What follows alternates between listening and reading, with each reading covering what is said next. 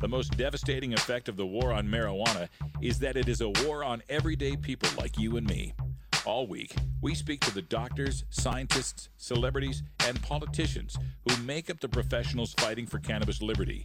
But we never forget about the tens of millions who use cannabis, the millions who need medical access to cannabis, and the hundreds of thousands arrested every year for cannabis, and the tens of thousands imprisoned under our marijuana laws. At NORML, we are the Cannabis Consumers Lobby, and we take this opportunity to share the experience of our cannabis community. All right, welcome back, everyone. We are so excited to have for our final interview leading up to Seattle Hempfest, the executive director of the world's largest continuously running political rally, Vivian McPeak in Seattle, Washington. Vivian, are you there? My brother Russ, how are you? I'm doing really good, and with a little more sleep than you're getting, I am certain. I'm happy to be talking to you. So glad to have you here. I pulled my mobile command center over on the side of the road here just so I could have this conversation. Oh, thank you so much for doing that, man. I know how busy you are. This year, Seattle Hempfest is 3 days rather than 2. What's that been like for you and the core staff? Well, it's been very challenging on some levels. We had a 4.5, 5-month-long permit battle with the city this year that culminated in a successful lawsuit to get our permit. So that set us 5 months behind. And when you plan all year on something, 5 months is a big chunk to take out. But we came out of the whole thing with this third day, which we really need. We're pretty damn excited about it. We've got an incredible, I think we have the most impressive speaker lineup any pot rally in the history of humankind. Mm-hmm. We've got it going on. We got U.S. Congressman Dennis Kucinich. We got Seattle Mayor Mike McGinn, who confirmed yesterday. We have, NORML, I think, board member Rick Steves, City Attorney Pete Holmes, State Representative Roger Goodman, State Representative Mary Dickerson, Seattle City Council member Nick Licata, and then a bunch, every who's who in the National Reform Movement, Stephen D'Angelo and Jody Emery, Alan St. Pierre. We got so many folks speaking, I can't even remember them all. Yeah, the whole list is up there at hempfest.org. You can get the speaker schedule. I've also made a copy for NORML that has highlighted all the NORML activists that'll be there. Keith Stropp, our founder, Alan St. Pierre, executive director. I'll be speaking. Miami Valley NORML's Tanya Davis will be out there. Washington NORML's Kevin Oliver is working there. Of course, great guys from the legal committee like Doug Hyatt, Jeff Steinborn. Really, if you are a cannabis activist, you need to make your way to Seattle Hempfest sometime in your life. You should do it every year. It's like a family reunion. And Vivian, the bands you've got this year, what a great lineup. Tell us what you got going on. Well, we got Mo Thugs, that's got members, that's got Lazy Bone and the guys from Bone Thugs and Harmony. We've got the Cottonmouth Kings this year, which we're pretty excited about. We got Junior Toots, who's the son of Toots and the Maytals from Jamaica. We got the great Seattle Supersonic Soul Pimps from Seattle. There's got 5 stages of bands and music. There's so much going on that it's just incredible. We got a great, incredible country rock duo called Troubadour coming all the way from Arkansas to play. We've got the Reflecticals coming from San Francisco. We've got people coming from all over the country. Oh, yeah. I know Herb Thrasher from our show is looking forward to The Accused. And my brother... Oh, yeah, that's right. I forgot The Accused, the famous Northwest punk band. Sorry. Yeah. And then my brother Josh Belville told me that Voliphonics is a hip-happening band. Who's that? The Voliphonics or Voliphonics? Oh, yes. Yes. Looking forward to all of this. Yeah, we got a great lineup, and I'll have to tell you, the vast majority of those bands are playing for free or for gas money. Yeah. Because this is just the biggest all-volunteer effort, I think, anywhere. I think so, and it's such a success every year, and we have, few, if any, incidents. I know every time I speak to the police that are working there, I ask them whether they'd rather be working Hempfest or a game at Quest Field, and, the answer is unanimous. They'd rather work Hempfest. What does that say about the cannabis community? Well, everybody that knows anything about the cannabis culture knows that it's one of the most peaceful, gentle, artistic, open-minded, accessible cultures on the planet. We're a threat to absolutely nothing and anybody except a bag of potato chips. and Seattle Hempfest is a testament to the fact that you can get a couple 100,000 pot enthusiasts together, and everybody hangs out and has a great time. And historically, and I'm going to knock on wood here, historically we've never had a serious problem at Seattle Hempfest. This will be our 20th anniversary doing this, and we're just really counting on our crowd and our audience to pull through for us once again and show that cannabis enthusiasts are responsible, are peaceful, just normal people.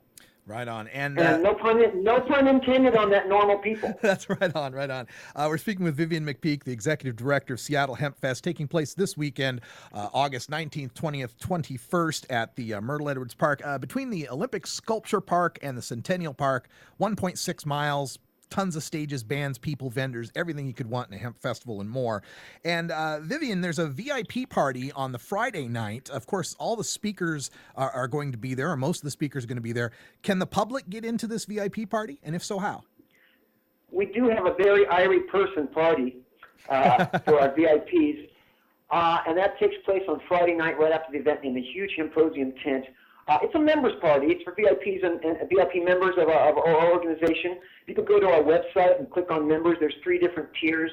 But the top tier VIPs, they get free access all the members get free access to our members events throughout the year. But at the VIP party, it's for our top echelon of membership. And there's a lot of cool perks in there. And the Cottonmouth Kings are come and hang out. We have some other surprises that I can't talk about, or I might jinx it. But we're pretty jazzed, and we're pretty excited about having a 3-day fest. Yeah, it's going to be a good time. Now, for people that are coming to Hempfest, if this is their first time, they don't know what to expect. Any safety tips or rules and regulations they need to know? Yeah, it's a peaceful event, and we allow no weapons, of course, no alcohol, we want people to know that this is the absolute last place to try to buy or sell pot or pot brownies or Rice Krispie treats or anything like that. We're really asking people not to come down and commit felonies at our event. We've worked 20 years to create this environment of, I think, more freedom than you'll find in Amsterdam. Mm-hmm. Oh, yeah. And at least down there in the parks those days. And people should just know it's going to be hot. They want to stay hydrated and stuff like that. They want to pace themselves.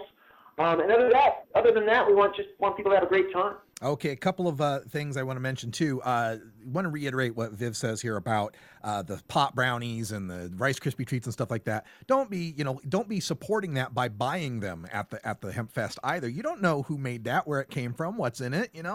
Be smart about this, right? It's counterintuitive to people. They go, "What do you mean it's a Hemp Fest, man? How come I can't sell my pot brownies?" For one thing, we've got 400 vendors that paid a significant amount of money to be there vending. We have to pay a $400,000 bill for a free event. Yeah. And we rely heavily on contributions. And if people are buying pot brownies, selling pot brownies, it's taking money out of us and out of the vendors that paid. But more importantly, the biggest thing that we see in our first aid tent is people that ate too much pot brownies. Mm-hmm. And you ain't going to die, but they think they're dying. Yeah. They think they're going to die. And their heart's pounding and they're sweating. And, you can smoke pot all day long and not get like that. But if you eat too much pot, it's a very uncomfortable experience. Yeah. And frankly, it's disrespectful to come and commit felonies at our sacred event. Absolutely. I'm sorry, Russ, I want to add that it's an enhanced felony. It's an enhanced felony to, sorry, some woman's trying to talk to me here. It's an enhanced felony to sell marijuana or marijuana-laced goods in the city parks. Right. And so we're asking people, if you want to come and do an act of civil disobedience, and it's about bringing your own, man. Yeah. Selling stuff is not an act of civil disobedience. Right. Okay, and I need to get another hour of sleep, Russ. I understand. One other couple of tips here: dogs and camping. Neither allowed? Yes. Unfortunately, we can't allow pets of any kind. It's just so crowded and it's so hot. It's not the right environment. And overnight camping is prohibited in city parks. And you can't come down and just pitch a tent, that kind of stuff, because people can't see past that. Yeah. And that's basically, for the most part, that's the rules. And of course, the number one thing is that we keep Seattle Hempfest a safe, peaceful, responsible, free speech event. Yeah, and of course, everybody, it's free to get in, but at the gate there, as you're coming in, drop in a 20. It's worth $20 what you're going to see that day. And if you can't do that, drop in a 5. And if you can't do that, pick up some garbage. There's something you can do to make this event successful, happy, and functional. And Vivian McPeak, before I let you go, just want to ask if people are coming up and it's maybe too late to get hotels or anything, are there like campgrounds in the area or anything that would help them out? You know, people can go to go to hempfest.org, click on the attendee page. Not only does it list every hotel and motel in the city, it lists campgrounds. It gives a tremendous amount of resources for people that are coming in from out of town or out of state. And it's just always an honor, you know, to have you and the rest of the normal guys down there, you know, the long-standing, hardcore, heavy-hitter originals of the cannabis policy reform movement, man. Been here doing it longer than anybody else. And, you know, it's pretty amazing when you get to hang out and be friends and talk to guys that were your heroes when you were a kid. Oh, you're telling me. I'm just amazed every time I'm in that company. Doesn't even feel right for me to be there sometimes. Vivian McPeak's Executive Director, Seattle Hempfest, doing amazing work out there for 20 years now. Check it out, hempfest.org. And Thanks, Viv, Russ. I will see you tomorrow. I'm going to try to make it. All right. Bye. Hey, folks, that's it for this week of Normal Show Live. We will be coming to you from the Seattle Hempfest. Check out live.normal.org all 3 days, and we'll bring you as much coverage as the wireless will allow. For Cannabis Carry, Ganja John, Wiz Khalico, I'm Radical Russ. Until next time, take care of each other, tokers. This is Normal Show Live, the voice of the Marijuana Nation.